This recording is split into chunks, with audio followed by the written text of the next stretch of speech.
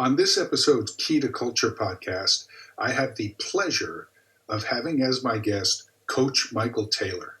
Michael Taylor is, first off, a friend. We met several years ago and sat in an international Zoom men's group that was one of the first of its kind, and I really got to know Michael as just a powerful man with a lot of interesting perspectives. And we were able to talk on Juneteenth about his perspectives about what's happening in this country around race. As the author of several books, including Black Men Rock, Shattering Black Male Stereotypes, and The Cure for Onlyness, I thought it was a good idea to get Michael's unique perspective on things. So let's get right to the podcast and hope you enjoy it. We talked about this a couple days ago, but then I realized that Friday today was kind of a auspicious date. It's Juneteenth, and you're in Houston, and Juneteenth was born in Galveston, right? Yep. Yeah. So it's one of those holidays that obviously Black people relate to, and it's interesting that the current president was taking credit for giving Juneteenth exposure. But it takes on new significance, I think, as a result of all the stuff that's going on right now. Totally. And I think from a Black male perspective, there's a sense of pride, a sense of freedom, if you will, the changes that this country made. And me, I'm an optimist. That's the lens through which I see the world. So I don't get tied up into things that happened in the past.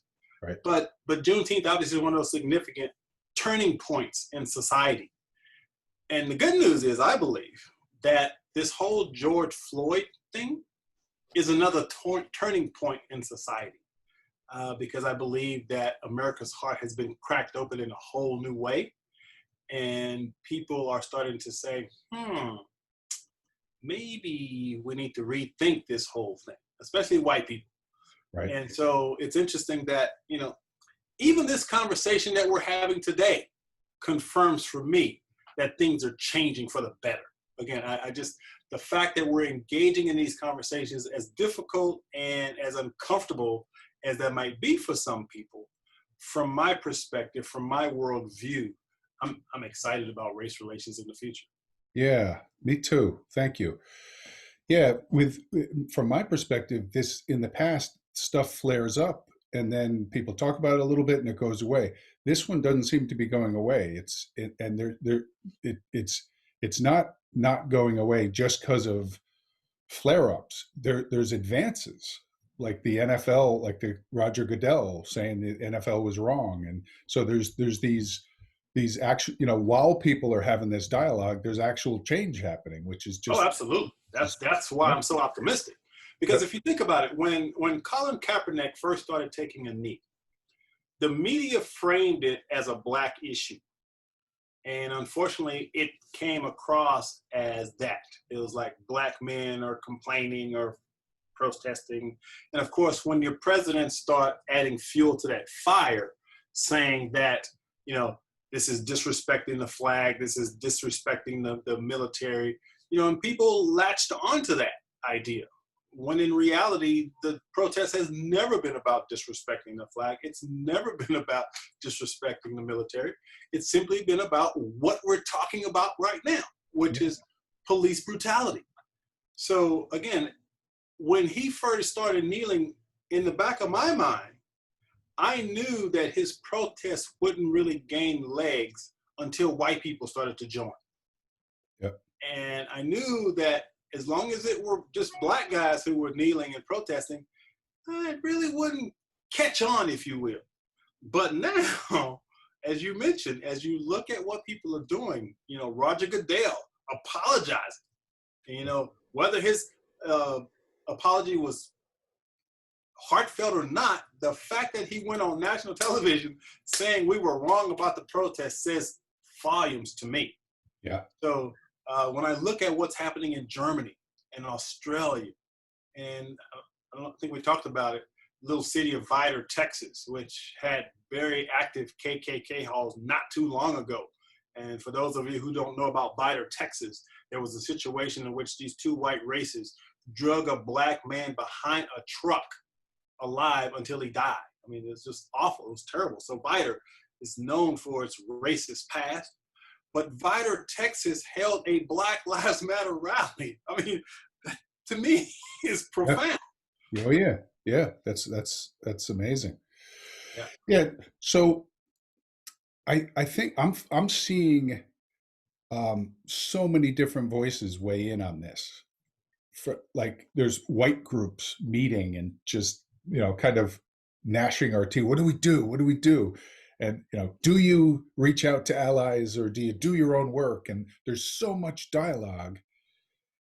And I think the beautiful part of it is that it's different types. There's all these different flavors and types of ways of looking at this. Right. And that's why I wanted to talk to you, because I've known you for a while, and we met like in 2011 at a men's retreat in California, and I wanted to.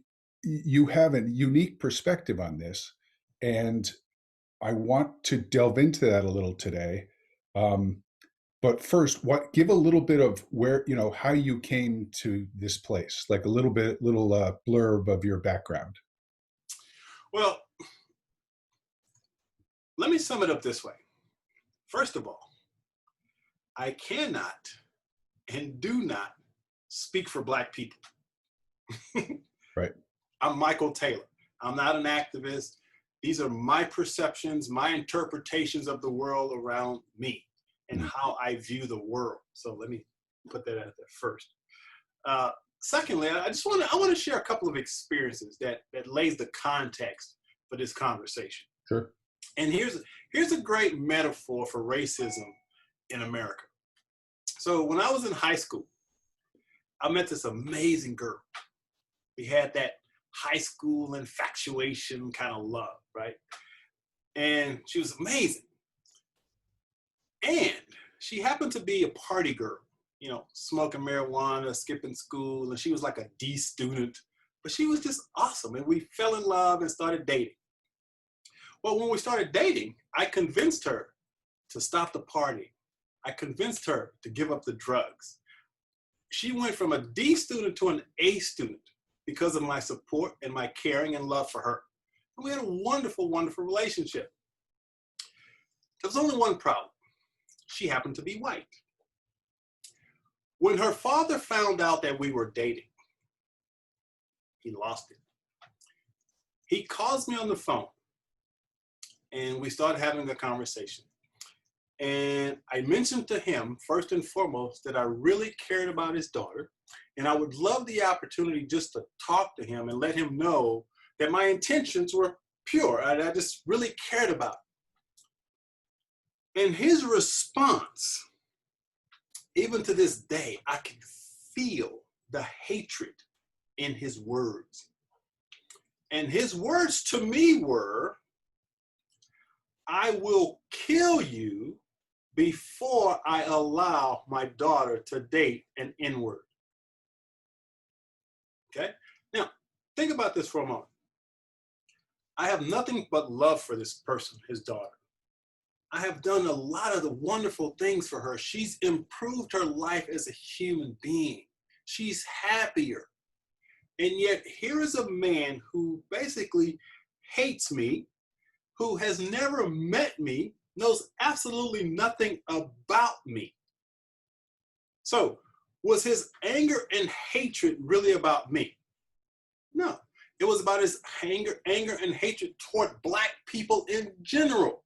Right. But why did he feel that way? Because he obviously grew up in a situation where he was constantly bombarded with negative images through society and through his family and through his culture that Black people were bad, right? Now, the flip side of that is her mother. Her mother told me and apologized to me and said she really, really wished there was something she could do because she wanted us to be together because she saw the good that I was bringing to her daughter's life. But she also knew that she had her husband had the control, the power, if you will, and would not allow it. And so we still dated. And her dad did everything in his power to try to keep us separated. But her mom actually would sneak her out of the house sometimes so we could go out. Now, if you look at that story, that's a really great metaphor for society. Because as Black people, we've been contributing to this country since we were brought here. And yet there are people who still hate us simply because of the color of our skin. But at the same time, there are those who accept us and want to be partners, if you will, with us because they recognize our humanity. Yeah. So it's a great metaphor for our society as a whole because that's what's still going on. You're having people judge and criticize people without knowing who they are. Yep, totally. Just unwilling to ask. It's a great metaphor. It has patriarchy backing up the racism, and you flip the stereotypes of the A student. It has everything. Yeah. So and again, that's one example. Another example. Here's my first experience of racism that I remember. I was approximately 10 years old, and I was in elementary school. And in elementary school, I had a teacher named Miss Bussey, who I absolutely loved. Miss Bussey was awesome. And at the front of the class, she put this big poster board, and she had all the students' names on the poster board. Now, when you received an A, you'd get a gold star. When you received a B, I believe it was a green star. And when you received a C, I believe it was a blue star. So looking at the board, you could tell who the smartest person in the class was based on this rating system, if you will. Well, I had the most gold stars in the class by a long shot. So technically, I was the smartest person in the class. And I was about maybe 10. There was a girl in my class named Susan. And so I was teasing Susan. Susan happened to be white. I was teasing Susan about having more gold stars than she had. She goes home, comes back the next day, and here's what a 10-year-old girl says to me. My mom says, just because you have more gold stars than I do, that doesn't mean you're smarter than me because white people are smarter than N-words. 10 years old. Now, think about it. Here's a child that obviously was upset, goes to talk to her parents, her mother in this case, and her mother perpetuates this idea that Black people are less than at 10 years old. Right. And so you wonder where it comes from. It's learned behavior, right? Right. But from that moment on, as a child, I knew that being Black somehow made me different. Right. Yeah. Thank you for sharing that. So that is to my ears is just like infuriating. And it must have been to you too. So people can have all kinds of reactions to that. What I know you as as an optimist and as a success and a mentor and everything. How did you take those? I'm sure that was just that week practically. This stuff was probably happening all the time. How did you take that and not get bitter or did you? I mean, what did you do with it, and how did you get here? So here's the beautiful part about my grandfather, who was my mentor, my teacher, my everything. Because little backstory. So I was born in the inner city projects of Corpus Christi, Texas, to a single mom with 6 kids, and we were basically the poster children for poverty back in the 60s. Well, my oldest sister got extremely ill. And so my mom had to take me, one of my brothers and one of my sisters to live with our father, who I didn't know because he had left when I was really, really young. Well, it just so happened that he lived with his mother, who was my grandmother, who I so passionately called the grandmother from hell, because she was a raging alcoholic who took all of her anger out on me. Because whenever she would try to say something negative about my mom, I would defend her. And I had possibly the most abusive childhood a child could have for 7 years. Okay. For 7 years. That was my 7 years of hell. Well, during this time that I'm mentioning, where I had this experience in school with Susan, my grandfather, who was my grandmother's husband, obviously, he was the sounding board, the mentor, the master teacher that really helped me survive the situation that I was in. And this is what happened when I told him about what happened with Susan. This is what he told me. Now, he happened to be a very religious guy. And he says this, and he used to call me Big Jaws because I had these big, fat, puffy cheeks. I was just a cute little thing. He said, Big Jaws, he says, you got to understand, God never makes mistakes. And he says, if God made you black, there's a reason. And you have to understand that you have to play the hand that God gives you. And so the hand you were given is a black hand.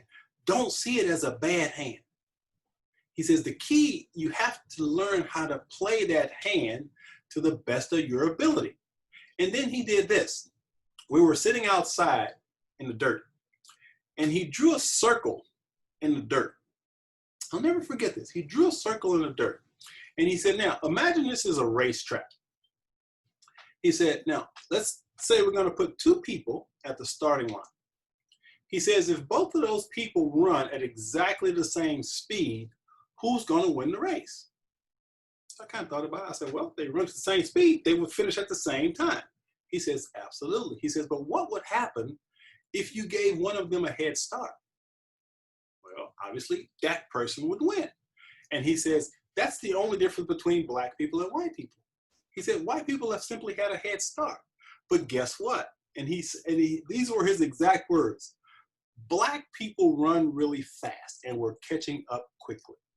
And this was 1970, okay? But it was that story and that lesson that really shaped how I thought about being black. Because I didn't feel victimized. I saw it as a gift. I saw it as God knew that I needed to be black in order to deal with all the stuff that I was going to have to deal with, but there was a purpose behind it all. And I can't explain how at 10 years old I fully understood that, but I did.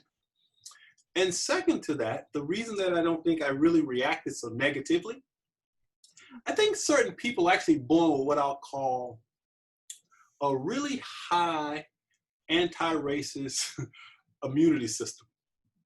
Meaning somehow we intuitively know that all people are the same. And that was me. When I was in elementary school, I remember race riots in elementary school. Blacks on one side, whites on the other side.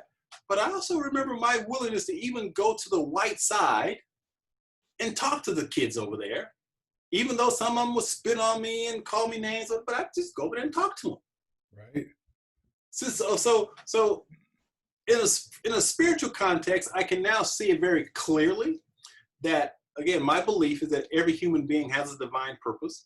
And so I recognize that my purpose as a man who happens to be black is to share the optimism that I was inherently born with and to shine a light in those dark places in the world. So that's, in reality, that's how I was able to deal with all the racist shit I've dealt with all of my life, because there's a part of me that have always intuitively known that all human beings are the same. Right. And I'm really grateful for that.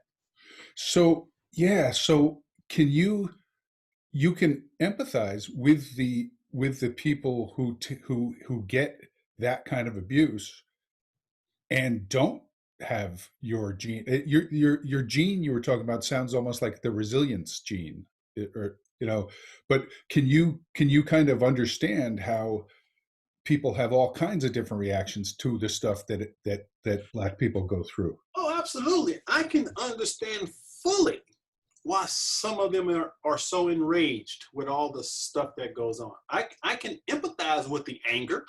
I don't feel it at that depth where it impacts me. More than anger, I feel sadness. Right. That's what comes up for me. When I saw George Floyd, for example, when I watched that video, I felt a deep, deep sadness, number one, for Black men, because I know it's almost like the symbolism in that is the powerlessness that we feel as a result of being in America. Right. And to have this guy on your neck for 8 minutes and 46 freaking seconds. I mean, how can you not feel that pain, right? Right. But I can empathize with why a lot of Black men feel the way that they do. But then it comes back to purpose.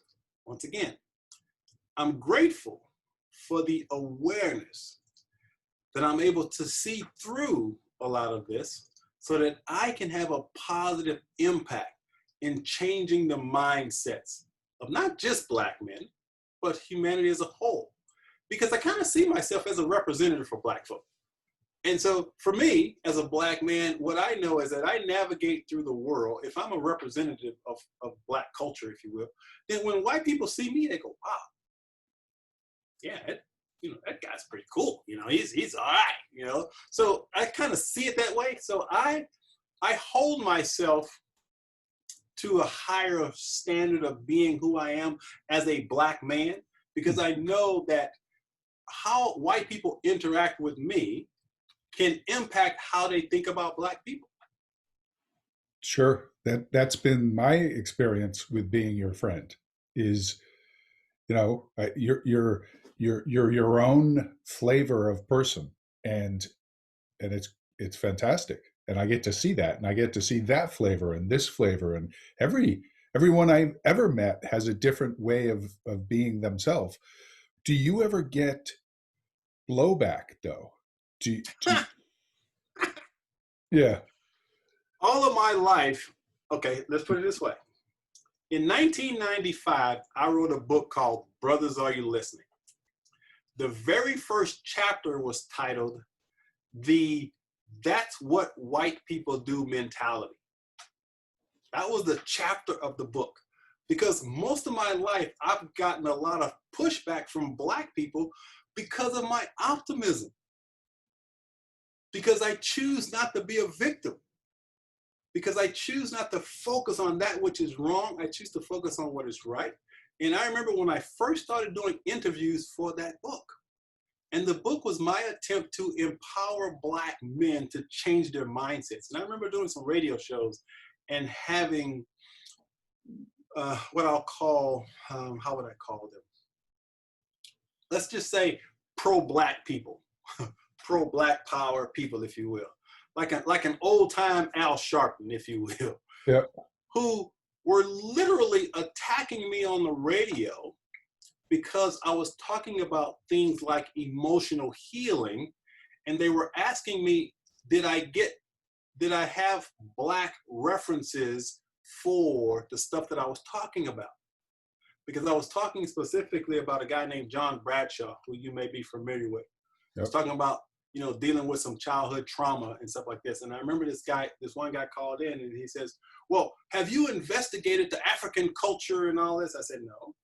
I said, I learned and healed through this process called inner child work. The guy happened to be white. What difference does that make? But boy, I got a lot of pushback. Now, 80% of the responses were really, really positive. Most Black people will go, yeah, man, I get it. And most people that read my books and stuff, they're like, yeah, we get this, positive, optimistic. But there's still that small percentage that wants to hang on to, and I'll just say victim mentality, thinking that the world is against them, United States hates us, and we don't fit here. That's not my worldview. Yeah. I like to think that a great response to that is, are there people doing that thing that I'm not doing? Yes. Well, good. They're doing that. I'm doing this. That's a lot of people working all the different ways of doing this. The key here, though, regardless of what color you are, The key is knowing who you are and being so grounded and rooted in who you are as a human being that you can literally listen to, take in, and you don't have to defend your point of view because you know who you are, you know what you believe in. And when I was attacked by Black people, I would always say, thank you for sharing. That's not my viewpoint. Right. Simple as that. Do you mind me? Do you mind going deep here and me sharing the thing? Tom, I want you to go wherever you want to go, my friend. Okay. I just thought of Michael and I were in a international men's group, and for 3 or 4 years, and people from Norway and Spain and Portugal and Canada and all over the place, and it was men's work. So we were, telling about our pain and all that stuff. And it seemed to some of us in the group that Michael's pain was in the past, and he had worked through it over the years. And so every once in a while there'd be this flare up of, Michael would say, "I'm doing great." He's an optimist, and people would be like, "Well, come on, that can't basically that can't be true." And then it was like you didn't defend it. You said, "Well, I don't know what to tell you." and I came to understand that that's what a lot of these groups, men's groups, are for, to get to the point where you know yourself enough so you can just be doing your thing. So I really appreciate that about you. And so let me push back on that a little bit. Sure. In essence, the group was saying I was in denial and had not done my work. Mm-hmm. That was the conclusion that some of the men came to, that I was only showing them, the good stuff. And I wasn't really willing to share, my shadows, my dark stuff, right? Yep. But as I tried to say over and over in the group, the amount of deep personal healing work I had done, I had healed, moved past all that pain and that hurt.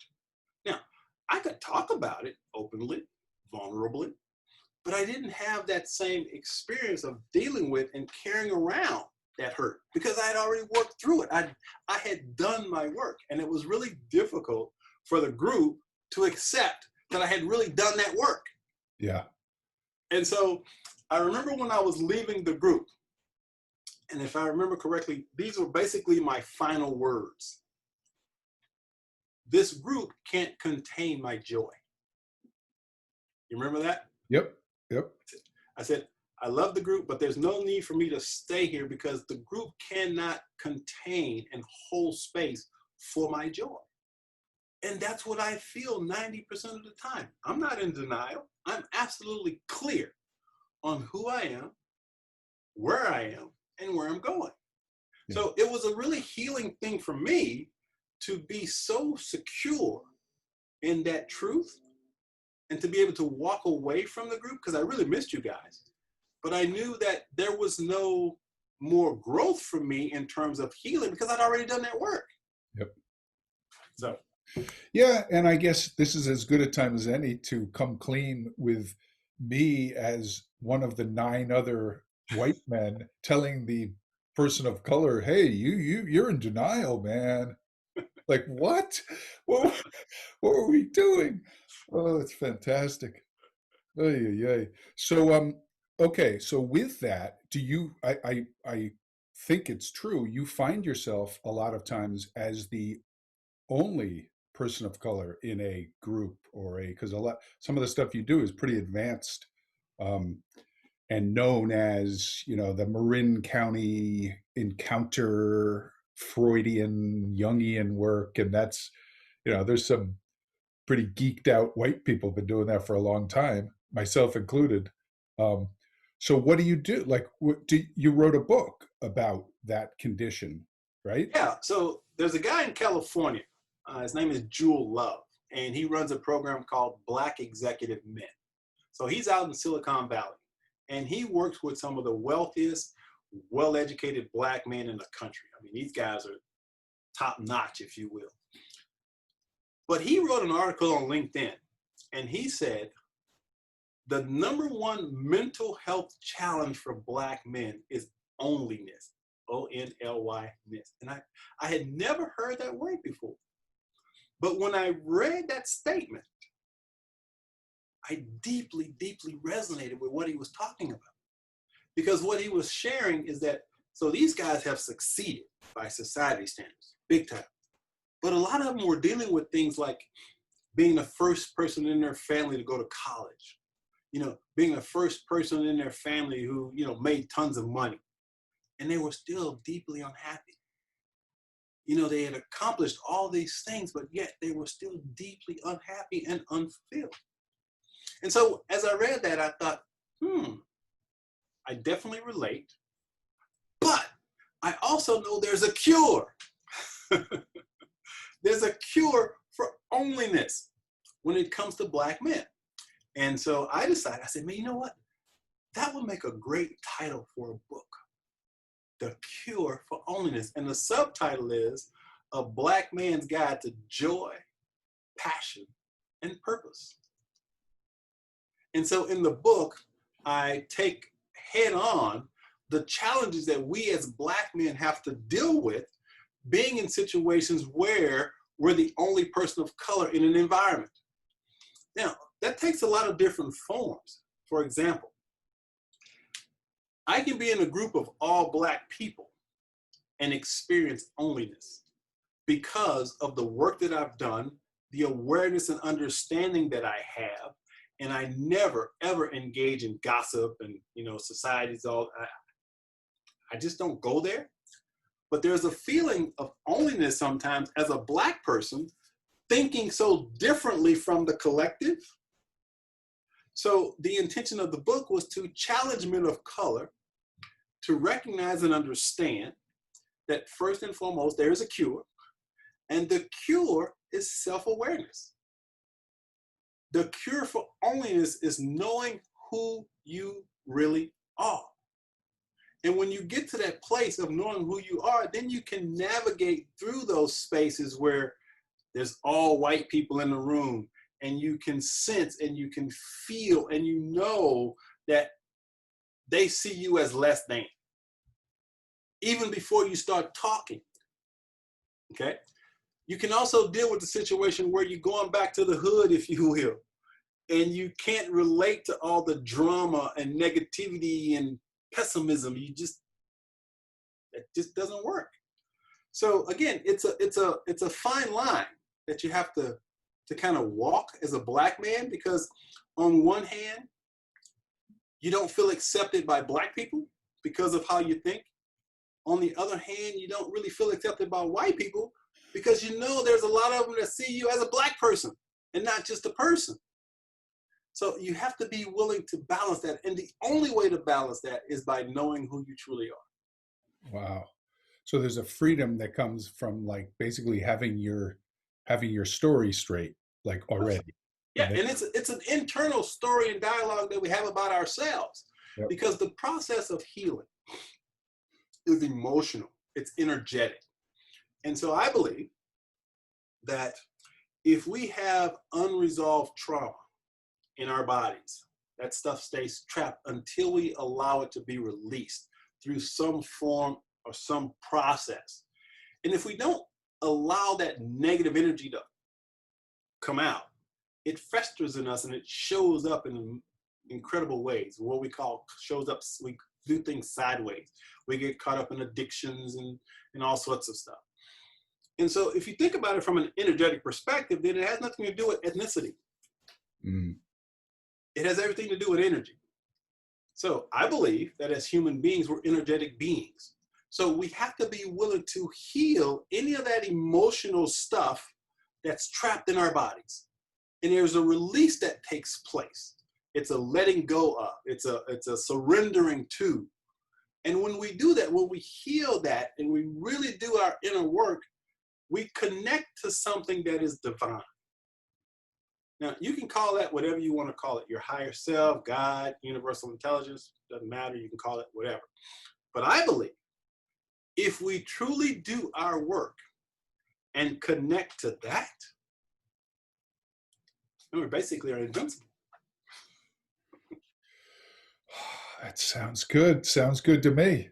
I think that's as good a place as any to wind this down. But thank you so much. That was yeah. It's always good to spend some time with you. So let me share a couple of thoughts though before we go. You got a minute? Absolutely. Okay, I got to share a couple of things. Something that I'm noticing in society. Once again, the reasons for my optimism.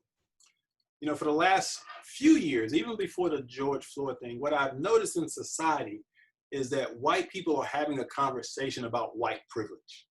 Okay, so that's something that's kind of mainstream now. Everybody's talking about it. I dislike that term because I think it creates a feeling of guilt. I think a lot of people are feeling guilty and maybe ashamed of being white. But I say, why? Why should you be ashamed of your ethnicity? You shouldn't be. And I don't think white people should feel guilty about slavery if they had nothing to do with that. So what I'm seeing is there's a lot of white guilt floating around based on stuff that's happened in the past. And I say it's happened. You guys to give yourself a break and don't take this shit so personally and understand that we're all human beings. So rather than focus on dealing with white privilege, why not simply work on empathy and compassion? Why not simply say, you know what, I'm a human being and I can experience sadness and empathy for people who don't look like me because it's a feeling. It has nothing to do with my skin color. So if I'm willing to address my feeling, if I'm willing to address my beliefs, my thoughts, my ideas about people, that's how people change. And so there's this woman I just listened to earlier this morning who wrote a book called White Fragility. Have you seen that one? It's everywhere now. Yeah, it's all over the place. So, and so for me, again, and see, and here, this is where I get attacked from Black people when I say things like this. As a white person, don't feel bad about being white. People keep asking, so what can I do? For example, you can't do anything about slavery. You can't. But what you can do is be honest and real.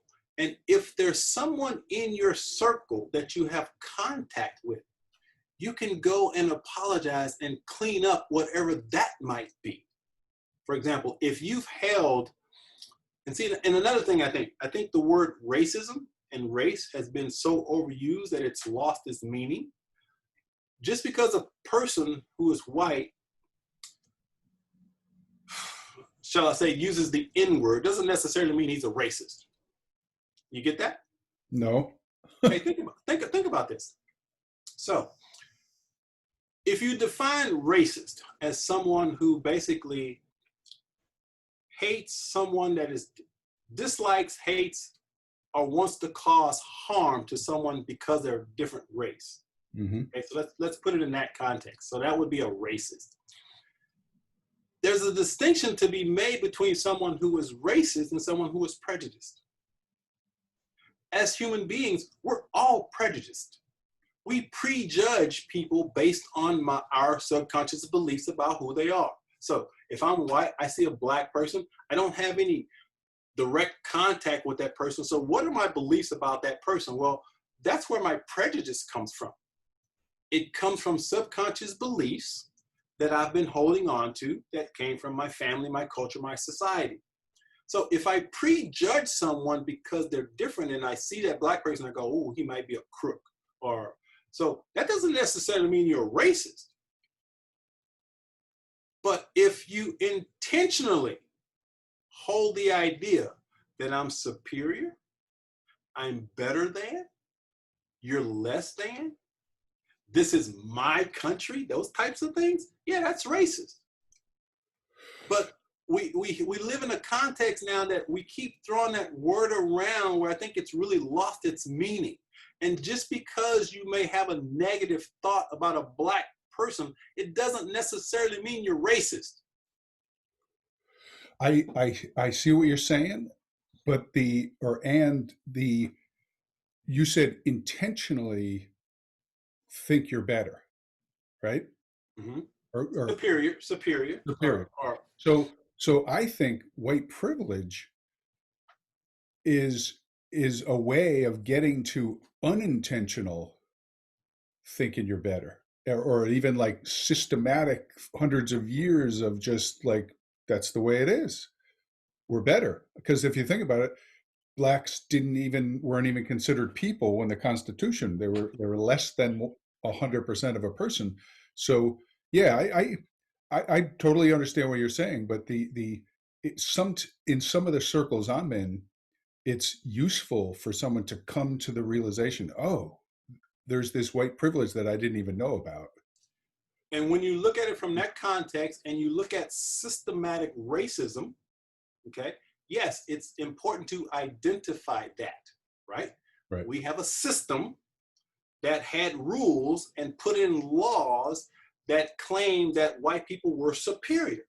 Right. I get that, right? Yep. So white privilege says, I don't have to deal with that because I'm white. Right. Okay, which is true. Absolutely true. Not even have to deal with it, but I totally am advantaged because like I'm your track reference, you had to do 4 laps, they had to do 2 laps. Yeah, and so again, 2 laps.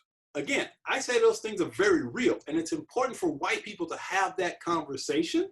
Yep. But at the same time, to say that my white privilege is something I should feel guilty about is my point.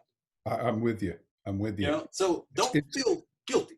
Yeah, it seems like it's like a step people go through where, it probably feels good. It's like, fuck, I get to suffer too. And a lot of white people have either are there or they've been there where it's like, damn, I feel horrible. Like I remember I came back from Ecuador, and for about a year I was like so revved up about like, what we got to, not quite this, but we got to give the Native Americans back all their land and have, go back to their ways. And then I realized that's not going to happen. Yeah. But damn well we should have incorporated or at least like merged our good qualities and had a lot of their customs. I don't know. So, but I hear what you're saying. I love that we're just having this conversation. Me too. Not just you and I, but all kinds of different people. It's amazing. So would you like to hear my spiritual context for all of this? Absolutely. with Yoda over your right shoulder. That's my man. That's where I get all my knowledge and wisdom from.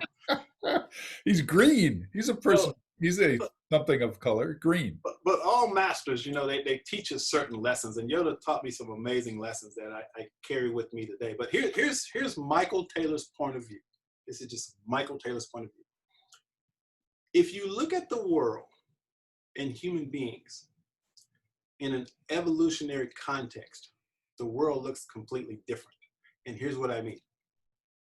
Human beings in their current form are approximately 250,000 years old, give or take, right? So we went from caveman to warrior to what I call scientific, to what I call spiritual. So we're evolving to what I would consider authentic human beings, okay? So if that's true, which I believe it is, so 250,000 years, human beings. In the context of eternity, 250,000 years is just a blink of an eye, okay? Just a blink, 250,000, boom, boom. Now, if I come back to myself, I'll be 60 this year. In my short lifetime, because I remember the 60s very vividly. I remember sitting at home and we'd be watching television and a black person would show up and it was a big event. People were calling each other on the phones. Hey, Sidney Poitier's on TV, because we never saw black people on TV, right? It was a huge deal, right? It was big. And now in my short lifetime, which is only 60 years in the context of a 250,000 year evolutionary process for human beings, in my short lifetime, we've gone from not seeing Black people on television to Black people owning television stations. Okay? So in that context, 60 years is just that. Boom, it's just that quick. So if you look at the progress we've made in just the last 50 years in this country, and you put it on a trajectory of where we're headed, how can you not be optimistic? Because the young people today have grown up in the era of Obama as a president and constantly being exposed to Black people and having Black friends and spending nights at their Black friends' house, and it's not a big issue. So I believe, you familiar with Barbara Marx Hubbard? Yeah. Yep. Yeah. So Barbara Marx Hubbard wrote an amazing book called Conscious Evolution. And in her book, she theorizes that human beings are still evolving. And we're evolving in consciousness. So what she theorizes is that human beings are moving from what we recognize as Homo sapiens to what she calls Homo universalis. All human beings are evolving. So what I'm seeing, my interpretation of the world, is human beings are evolving in consciousness. In other words, humanity is waking up. And what these events are doing are simply expediting that waking up process. Because the universe, in my experience and my belief, is driven by a divine intelligence. This intelligence knows exactly what it's doing. And evolution is simply the process of moving to deeper and deeper levels of complexity and understanding. And if you think about it, let's just say 100 years ago, think about the amount of information a human being had to learn and process. It's nothing. But look at what we do today. We've got cell phones, computers, we got social media. We're processing gazillions of bytes of information on a regular basis. Well, it takes an expanded consciousness to be able to start processing all this, right?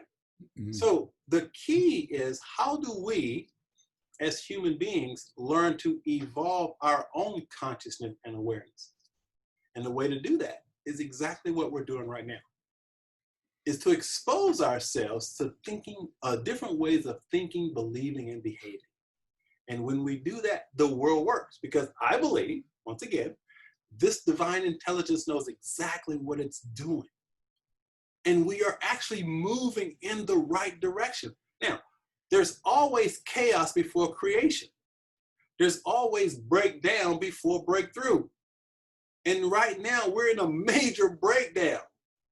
But divine intelligence knows what it's doing. So it's simply preparation for an amazing breakthrough for humanity. So I personally believe, and it probably won't happen in my lifetime, but ultimately we'll experience heaven right here on earth. Well, it's possible we got a little of it. We got a little preview right now. That was good stuff. So again, it's all about perception. Perception creates reality. This is just Michael Taylor's perception. That's the lens through which I see the world. I'm not saying it's true or not. I'm saying that's how I see it. And it lights me up inside. Because your belief about a thing creates your experience of that thing. So my belief about the world is so positive and optimistic. Guess what shows up in my experience? Right. There you go. There it is. There it is. Well, I think we've done it now. Absolutely. Yeah. Good stuff. I was planning on producing this, and I think we gotta release this today. Feel free to do whatever you want, my friend. All right.